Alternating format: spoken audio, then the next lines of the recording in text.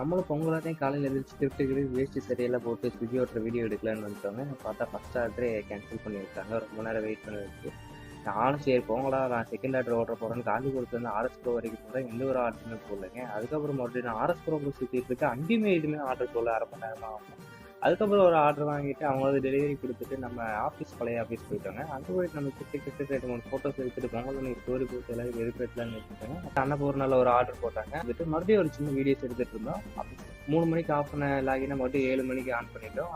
On பண்ணிட்டு அங்கேருந்து ஒரு டெலிவரி கொடுக்குறதுக்கு போனோம். அபிதா ஹோட்டலில் ஆர்டர் போட்டாங்க. அங்கேருந்து நாங்கள் வடவழி கிட்ட கொடுக்குறதுக்கு போனோம். மறுபடியும் அங்கே சோழனில் ஒரு ஆர்டர் போட்டாங்க. வெயிட் பண்ண ரொம்ப நேரம் வெயிட் பண்ண வச்சுட்டாங்க. சரி பரவாயில்ல போங்கடா, நான் போய் கொடுக்குறேன்னு சொல்லி கொடுக்க கிளம்பியாச்சு. அங்கேருந்து போனால் மறுபடியும் சாய்பாபா காலனிலேருந்து நம்மளுக்கு வடவழிக்கு ஒரு ஆர்டர் போட்டாங்க. கடைசி ஆர்டரு அங்கே வெயிட் பண்ண வச்சாங்க நம்மளை ஒரு 30 மணி நேரம். நேற்று 10 hours 17 minutes லாகின்ல இருக்கு. 1835 rupees.